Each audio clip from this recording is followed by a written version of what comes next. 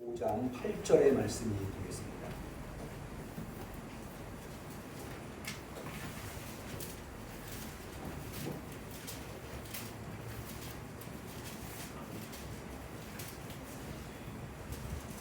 성령 강림절 후 6번째 주일에, 특별히 교단이 정한 교회 교육 주일에 하나님께서 우리에게 주신 소중한 하나님의 말씀, 요한복음 15장 8절 말씀을 우리 한 목소리로 다 같이 봉독하시겠습니다. 너희가 과실을 많이 맺으면 내 아버지께서 영광을 받으실 것이요 너희가 내 제자가 되리라. 아멘. 앞서 말씀드린 대로 오늘은 교단이 정한 교회 교육 주일입니다. 아마도 7월 둘째 주일을 교회 교육 주일로 정한 이유는 여러분들께서 잘 아시겠습니다만은 7월 달에는 여름 성경학교가 있고요. 또 수련회도 있습니다. 그래서 이 7월은 무엇보다도 교육부서를 위한 달이기 때문에 첫째 주는 매추감사주일로 지켰기 때문에 매추감사주일이 지난 7월 제일 가까운 빠른 주일인 둘째 주일에 교회 교육주일을 정한 듯합니다. 우리 기독교 대한성결교회가 교회 교육주일을 이렇게 정한 이유는 교회 교육이라고 하는 것이 대단히 중요하기 때문에 교회 사역에서 어찌 보면은 매우 중요한 사역의 부분이기 때문에 이렇게 교회 교육주일을 지키게 된 듯합니다. 오늘 이따 광고 시간에 건축에 대한 설명을 해줘야 되기 때문에 오늘 말씀을 좀 줄이는 의미에서 교회 교육이 어떻게 중요한가, 왜 중요한가에 대해서 제가 주보에다가 수록해 놓았습니다. 예수님의 경우와 또 우리 초대교회, 교회의 뿌리인 초대교회, 그리고 개신교, 한국교회에 이르기까지 이 교회 교육이라고 하는 것이 얼마나 중요한 몫을 차지하고 있는가에 대해서 기록해 놓았으니까 그걸 참고하시고요. 그럼에도 불구하고 우리 한국교회 이야기는 조금 하고 넘어가야 될 것 같아서, 여러분 우리 한국에 기독교를 전해주신 분들이 선교사님들이시잖아요. 선교사님들이 교회 교육을 얼마나, 교육이라고 하는 것을 얼마나 중요시 여겼는가를 생각할 때에 교회 교육뿐만 아니라 선교사님들이 교회를 세우시고 나면 꼭 하시는 일이 뭐였냐면 학교를 세우는 것이었어요. 그래서 우리나라의 명문대, 명문고등학교 다 미션 스쿨인 것을 우리가 볼 수가 있죠. 그래서 기독교가 한국에 들어오면서 얼마나 교육에 큰 영향을 미쳤는가 알 수가 있죠. 교회 안에서는 뭐 더 말할 것도 없고요. 앞서 말씀드린 대로 여름 성경학교, 수련회, 이거는 제가 어렸을 때만 해도 방학 때, 지금은 뭐 방중학습이라고 그래서 뭐 여러 가지 캠프도 많이 있습니다만은 아마 여러분들도 대부분이 그러셨을 거예요.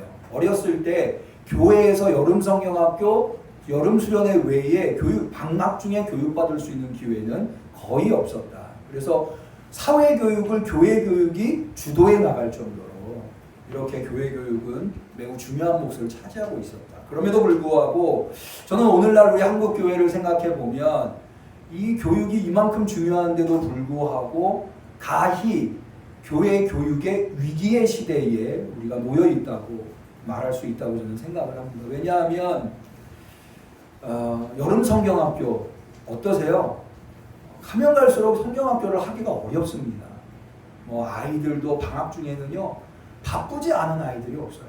그래서 제가 어렸을 때는 일주일 동안 하던 성경학교를 지금은 많은 교회들이 아예 성경학교를 못하는 교회들도 많고요. 아이들이 없으니까 못하는 교회도 많고 2박 3일, 1박 2일로 어느 때는 하루만 성경학교를 하는 경우도 허다합니다. 제가 어렸을 때만 해도 성경학교는 동네, 교회 안 나오는 아이들도 성경학교 때는 교회를 나오고, 제가 어렸을 때 저희 전도사님이 성경학교를 시작하려면 어떻게 했냐면 니아카 하나를 준비하세요. 그래가지고 니아카로 동네를 이렇게 다니세요. 그러면 동네 애들이 그 니아카로 모여요. 그래가지고 한 번만 태워달라고, 그럼 올라타라고. 그러고 다 끌고 교회로 오시는 거예요. 이런 식으로 해서 성경학교도 하고 힘그름 뭉게뭉게 얼마나. 근데 지금은 그런 동네 아이들이 없어요. 그래서도 안 되고요. 왜냐면 이게 신고 들어갈 수 있어가지고. 올해는 코로나 때문에 성경학교를 또 많은, 저희 교회도 지금 할지 말지를 고민하고 있는 걸로 알고. 수련회도 마찬가지예요. 요즘 방학 동안에 학생들이 다 학원들을 다녀가지고 수련회에 올 학생들이 없어요. 그래가지고 수련회를 준비하는 전도사님들의 고민이 어떻게 하면 학생들을 수련회에 오게 할까. 이게 고민이죠. 그래서 학생들은 수련회에 못 가고 선생님들은 수련회를 아이들이 안 오니까는 힘들고 다 힘든 거예요. 이런 수련회를 도대체 왜 하나 이런 고민이 생길 정도로 수련회도 위기가 오고 있다. 좀 더 근본적으로 여러분 우리 한국 교회의 원동력이었다고 이야기하는 여러 가지 중에 80년대 90년대의 제자훈련은 참으로 많은 교회를 부흥할 수 있도록 한 저력이라고 할 수가 있습니다. 이것도 교육 사업이죠. 그런데 오늘날 이 제자훈련에 대한 반성이 교회 안에서뿐만 아니라 교회 밖에서도 일고 있다고 하는 거예요. 왜냐하면 그럼 제자훈련하면 가장 대표적인 교회가 서초동에 있는 사랑의 교회 아닙니까? 그런데 사랑의 교회가 세상에서 많은 구설수에 오르기도 하고요. 또 목동에 있는 아예 교회 이름이 제자교회인데도 불구하고 그런 제자교회 큰 교회인데도 교회가 굉장히 어려움을 겪는 것을 볼 때에 제자훈련도 오늘날 와서 반성을 할 수밖에 없는 상황에 놓이지 않았나. 그래서 이런저런 것들을 생각해 본다면 교회 교육이라고 하는 것이 대단히 중요함에도 불구하고 일단의 위기에 봉착해 있는 것이다. 그렇다고 해서 교회가 교육을 포기할 수는 없는 노릇이죠. 저는 지난주에 우리 주일학교 선생님 중에 한 분이 학원에서 선생님으로 일하고 계세요. 그런데 이제 초등학교 아이들을 수학을 가르치는데 제가 이제 그분한테 우연찮게 요즘 아이들 말 잘 안 듣죠? 그랬더니 그 선생님이 저한테 그러시더라고요. 목사님 그래도 아이들 가르치는 게 재밌습니다.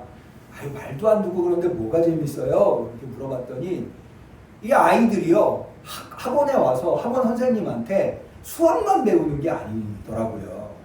이게 와서 자기 고민 상담도 하는 거예요. 선생님한테. 왜 학원 선생님한테 고민 상담을 할까 생각을 해봤는데 아이들이 고민을 터놓고 얘기할 상대가 없는 거예요. 사실은 엄마나 아빠한테 그 얘기를 해야 되는데 학생들의 고민이 뭐겠습니까? 한마디로 얘기해서 공부하기 싫다는 거거든요. 공부하기 힘들다. 공부하기 힘들고 공부하기 싫다를 부모님한테 얘기하면 엄마한테 얘기하면 엄마가 뭐라고 그러겠어요. 결국에는 공부하라는 얘기밖에 없잖아요. 그러니까는 엄마나 아빠가 가족인데도 불구하고 속에 있는 이야기를 할 수가 없는 거예요. 그래서 그 선생님이 아이들이 그렇게 어려운 얘기를 해오면 신앙으로 이제 교회 선생님인 걸 안대요.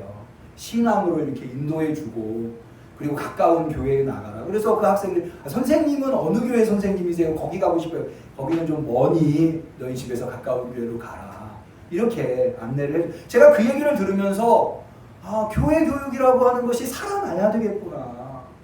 아이들조차도 어디에서 여러분 사실 오늘날 학교 교육이랄지 이런 교육들이 얼마나 지식 위주의 교육이고 얼마나 학생들의 인성을 키워주지 못하는. 여러분 지난주에도 저도 많이 놀랐습니다만은 여러분들도 시장님의 갑작스러운 죽음 소식에 많이들 놀랐을 거예요. 제가 그걸 보면서 또 뼈저리게 느낀 거예요. 여러분 이 시장님이 그런 극단적인 선택을 할 때 거기에 이제 유서도 남기고 그랬습니다. 거기 보니까는 가족에 대한 사랑이 구구절절 하시더라고요. 그런데 그가 죽음에 이를 때에 그런 가족에 대한 사랑 이런 것들이 그의 죽음을 막지 못했던 거예요. 그가 죽음을 생각할 때에 그로 살 수 있도록 해준 것이 아무도 그가 얼마나 많은 걸 얼마나 많이 배웠고 얼마나 높은 자리에 있었고 힘과 권력이 있었지 않았습니까? 근데 그 모든 것들이 그가 죽음에 이를 때에 그를 생명으로 인도할 수 있는 것이 아무것도 없었다는 거죠. 그래서 결국에는 그의 죽음을 막을 수 없었던 거. 이거는 비단 그분에게 해당하는 이야기뿐만 아니라 우리 모두에게 해당하는 이야기가 아닌가. 왜 우리 아이들을 신앙으로 꼭 교육해야 하는가? 왜 우리가 신앙으로 교육받아야 하는가? 단적으로 보여주는 반증이 아니냐. 저는 우리 응암교회와 우리 응암교회 성도님들, 우리 응암교회에 하나님이 보내주신 어린아이들이 인생을 살다 보면 참 어렵고 힘들고 한 치 앞을 내다볼 수 없고 한 걸음도 내디딜 수 없는 순간이 와요. 누구에게나 오지 않습니까?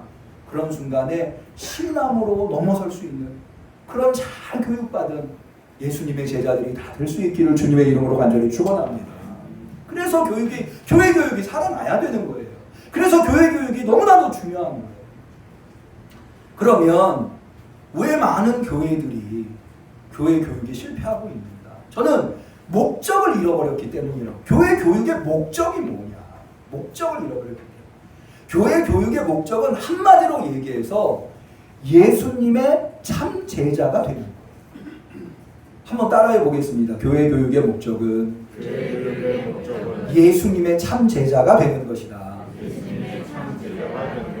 우리 응암교회의 교육은 모든 성도들, 모든 학생들, 아이들을 다 예수님의 참 제자로 만들 수 있는 교육이 되기를 축원합니다. 여기는 두 가지 의미가 담겨 있어요. 예수님의 참 제자가 된다고 하는 것은 두 가지 의미. 첫 번째가 뭐냐면 예수님의 제자를 만들어요. 사람의 제자를 만드는 게 아니라 어떤 목사의 제자를 만드는 게 아니라 예수님의 제자를 만들어요. 어쩌면 한국교회의 제자훈련에 실패한 지점이 여길런지 몰라요. 어쩌면 여름성경학교와 수련회에 실패한 지점이 여길런지 몰라요. 저도 전도사 생활을 했고 여름성경학교도 해보고 수련회도 해봤지만 때로는 야 이게 정말 아이들을 예수님의 제자로 만드는 건가 의심이 생길 그런 프로그램들이 있더라고요. 다른 방법으로 여름성경학교를 하고 여름 수련회를 하는 것을 볼 때 바로 그렇기 때문에 실패하는 것이 아닙니다. 우리 응암교회는 예수님의 제자를 만들 수 있는 교육을 할 수 있는 교회가 되기를 바랍니다. 두 번째는 거기에 뭐가 담겨 있냐면요. 참 제자라고. 예수님의 제자가 되는데 그냥 제자가 아니라 예수님의 참 제자예요. 그것은 무슨 얘기냐면 예수님이 만들려고 하셨었던 제자가 되는 것. 그것이 중요하다는 거예요. 그러면 예수님은 어떤 제자를 만들려고 했는가? 바로 오늘 우리가 읽은 본문에 보면 예수님이 만들려고 한 제자가 무엇인가에 대해서 나오고 있어요. 이 요한복음 15장은요. 여러분 잘 아시다시피 예수님의 고별설교의 한 부분입니다. 예수님이 포도나무 비유 말씀하신 예수님은 포도나무고 아버지 하나님은 농부고 우리는 포도나무의 가지다. 자 8절 다시 볼까요? 우리 그런 측면 예수님의 참 제자는 어떻게 되는 것이냐 라고 하는 관점에서 다시 한번 읽어보도록 하겠습니다. 너희가 과실을 많이 맺으면 내 아버지께서 영광을 받으실 것이요 너희가 내 제자가 되리라. 예수님의 제자가 되는 것은 예수님이 말씀하신 바 열매, 과실을 많이 맺는 우리 응암교회 성도님들은 예수님의 참 제자가 되셔서 과실을 많이 맺으시기를 축원합니다. 이게 참 제자가 되는 거예요. 예수님에 의해서. 예수님이 하신 말씀.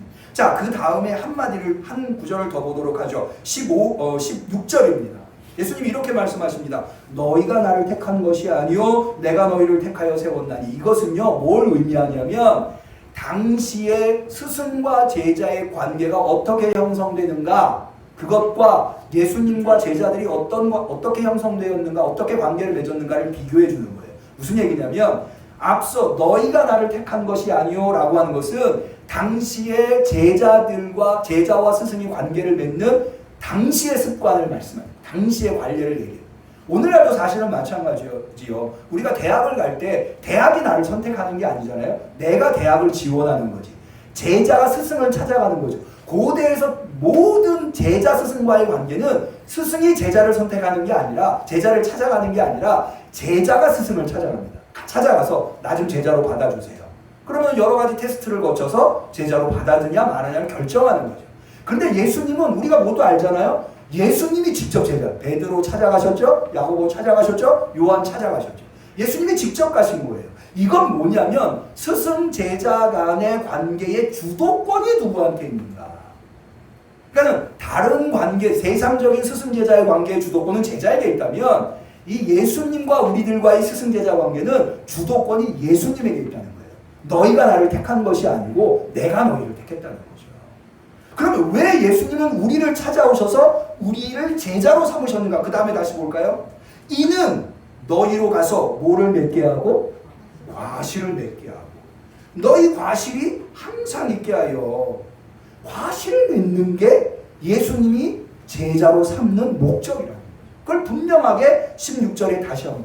그러면 우리가 어떻게 과실을 맺어야 참 제자가 되는데, 요한복음 15장에 이야기하는 과실을 어떻게 맺겠느냐, 그것에 대해서도 예수님이 가르쳐주고 있습니다. 자, 우리 5절을 한번 보실까요? 15장 5절입니다. 나는 포도나무요 너희는 가지니 저가 내 안에 내가 저 안에 있으면 이 사람은 뭐를 많이 맺어요? 과실을 많이. 그러니까는 우리가 예수님의 제자로서 과실을 맺어야 되는데, 과실을 맺는 방법이 뭐냐? 예수님이 우리 안에, 우리가 예수님 안에 있는 거예요. 이 방법밖에는 없어요.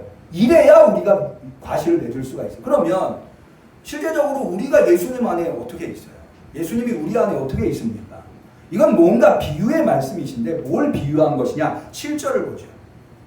먼저 예수님이 우리 안에 계시다고 하는 것이 어떤 의미인가?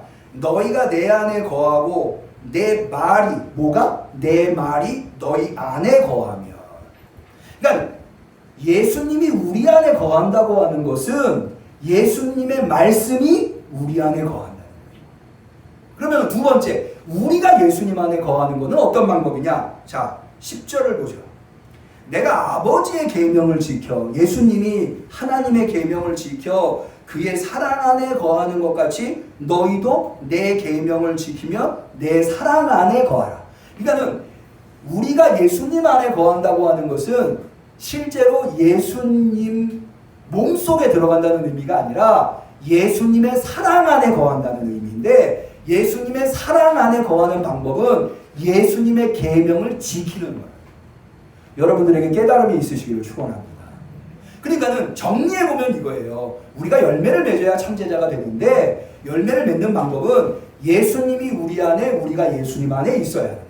그러면 예수님이 우리 안에 있는 것은 뭐냐? 예수님의 말씀이 우리 안에 있는. 우리가 예수님 안에 있는 건 뭐냐? 우리가 예수님의 계명을 지켜서 예수님의 사랑 안에 있는 것. 그러니까는 이 결론은 이거예요. 여기서 열매라고 하는 것은 예수님의 말씀이 우리 안에 있어서 우리가 예수님의 계명을 지키는 것, 그것이 바로 열매를 맺는 거다. 예수님의 계명을 지켜 행하는 것. 우리 응암교회 성도님들은 예수님의 계명을 지켜 행함으로 말미암아 예수님의 참 제자가 되시기를 축원합니다. 그러면 어떻게? 그러면 우리가 지켜 행해야 할 예수님의 계명이 뭐냐? 예수님의 계명. 자, 12절을 보죠. 거기 예수님의 계명이 나옵니다. 같이 한번 읽어볼까요? 이건 매우 중요한 결론 부분이기 때문에 12절 같이 읽겠습니다. 내 계명은 곧 내가 너희를 사랑한 것 같이 너희도 서로 사랑하라 하는 이것이니라. 예수님의 계명이 뭐예요? 서로 사랑하라.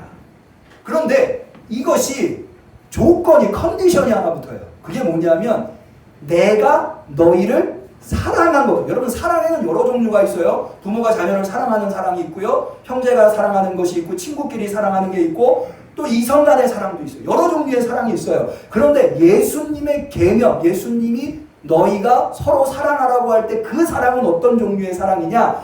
예수님이 우리를 사랑하신 것 같이 우리가 서로 사랑합니다. 그럼 예수님이 우리를 어떻게 사랑하셨는지를 우리가 알아야 되겠죠. 그것도 요한복음에 기록되어 있어요. 자, 요한복음 13장으로 가겠습니다.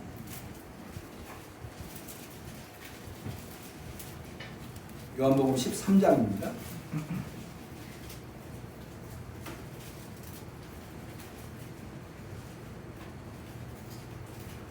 요한복음 13장 34절에 아까 우리가 15장 12절에 읽었었던 예수님의 계명에 대한 언명이 다시 나옵니다. 제가 읽어볼게요. 새 계명을 너희에게 주노니 서로 사랑하라. 내가 너희를 사랑한 것 같이 너희도 서로 사랑하라. 여기에도 예수님의 계명이 나오죠. 서로 내가 너희를 사랑한 것 같이 너희도 서로 사랑해라. 그런데 이 말씀을 하시기 전에 하신 일이 있으세요.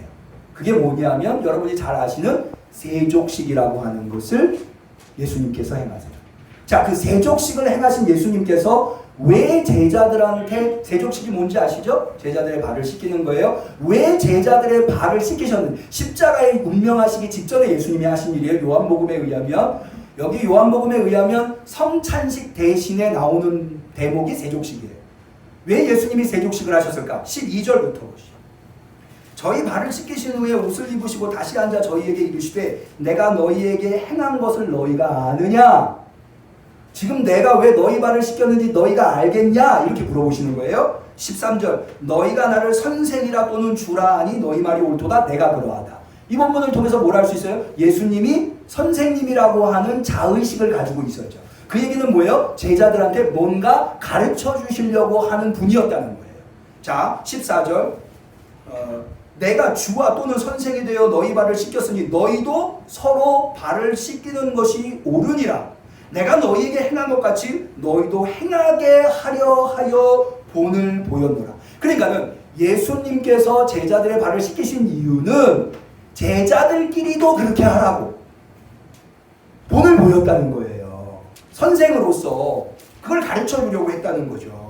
그러면서 16절 내가 진실로 진실로 너희에게 이르노니 종이 상전보다 크지 못하면 보냄을 받은 자가 보낸 자보다 크지 못하니 너희가 이것을 알고 행하면 복이 있으리라. 할렐루야. 무슨 얘기인고 하니 여러분 예수님의 제자가 되는 것은 열매를 맺는 거고 열매를 맺는 것은 예수님의 계명을 지키는 거고 예수님의 계명을 지키는 것은 예수님처럼 서로 사랑하는 건데 예수님은 어떻게 사랑하셨느냐? 그분이 크심에도 불구하고 우리보다 크심에도 불구하고 크신 그분이 작은 우리를 발을 씻겨주시는 섬겨주시는 사랑을 베풀었다. 그러니까 예수님처럼 우리가 서로 사랑한다고 하는 예수님의 계명은 큰 자가 작은 자를 섬겨주는 사랑을 의미합니다. 다 떼놓고 결론만 딱 말씀드리면 예수님의 참제자는 어떻게 됩니까? 큰 자가 작은 자를 사랑으로 섬길 때 그럴 때 열매를 맺을 수 있고 그럴 때 예수님의 참제자가 됩니다. 참제자. 여러분 이것은요 어려운 얘기 성경에 있는 말씀을 가지고 말씀을 들어서 어렵게 느껴지실런지 모르지만 어려운 얘기가 아니에요. 여러분 참 가족이 누구예요? 참 가족이 누구예요? 가족이 어려움을 당했을 때 그 주변에 있는 가족들이 도와주는 게 참 가족 아니에요? 참 성도가 누굽니까? 참 성도랑 교회의 어려운 성도들을 돌보고 섬기고 그들을 위해서 수고를 아낌없이 베푸는 것 그게 참 성도 아니에요. 참 국민은 누굽니까? 참 지도자는 누굽니까? 예수님은 지금 그걸 얘기하시는 거야. 참 제자는 누구냐? 참 제자는 예수님처럼 큰 자가 작은 자를 섬기는 거예요. 그러니까 섬김을 많이 하면 많이 할수록 많은 열매를 맺게 되는 거고 많은 열매를 맺을수록 우리는 뭐가 되는 거예요? 예수님의 참 제자가 되는 거예요. 그런데요 이 교육은 절대로 지식적으로 가르칠 수가 없어요. 그래서 예수님도 실천함으로 제자들의 발을 직접 씻김으로 보여주신 거예요. 오늘날 한국 교회 교육이 실패한 지점이 저는 이거라고 봐요. 지식으로만 가르쳐 주려고 그래. 지식으로만. 아니에요. 예수님조차도 가르침에 능하셨던 예수님조차도 이거는 지식으로 가르쳐 주신 것이 아니라 행함으로 가르쳐 주셨어요. 그런데요 이게 힘들고 어렵죠. 그래서 신앙교육은 아무리 부모가 자식한테 너 예수 믿어야 된다 예수 얘기해도 안 되는 이유가 부모가 본이 되지 않으면 절대로 신앙이 자녀들한테 들어가지가 않아요. 본이 돼야 돼요. 우리 교사 선생님들 이걸 좀 기억해 주셨으면 학생들을 제대로 가르치려고. 그런데요 이게 힘들고 어려워도 이렇게 하면은 이렇게 예수님처럼 발을 씻기는 마음으로 섬기고 사랑해주면 어떻게 되느냐? 복이 된다. 믿으시기를 바랍니다. 복이 돼요. 거기 17절에 그러게 너희가 이것을 알고 행하면 복이 있으리라. 저는 우리 응암교회 성도님들이 다 복 받으시기를 축원합니다. 근데 엄한 데서 복을 찾지 마시고요. 어디에서 복을 찾아야 돼요? 사랑으로 섬깁니다. 그렇게 실천하고. 그래서 저는요 예수님의 제자의 복을 행복이다 이렇게 행함으로 복 받는다. 행복이다. 한 가지 더 붙이면 알고 행하면 복이 있으리라. 할렐루야. 우리 영암교회 성도님들 다 예수님의 참 제자 되어서 행복하시기를 축원합니다. 기도하겠습니다. 하나님 아버지, 오늘 교회 교육주일을 맞이하여서 이렇게 소중한 가르침을 우리에게 베풀어 주시니 참으로 감사드립니다. 우리 은암교회는 주님이 가르쳐 주신, 주님이 본을 보여주신 그 예수님의 참 제자가 되는 참된 교회 교육을 할 수 있는 교회가 되게 하옵소서. 그래서 우리 은암교회 성도들은 모두 다, 어린아이들까지 다 행복한 예수님의 제자가 되게 하옵소서. 예수님의 이름으로 기도 올려옵나이다.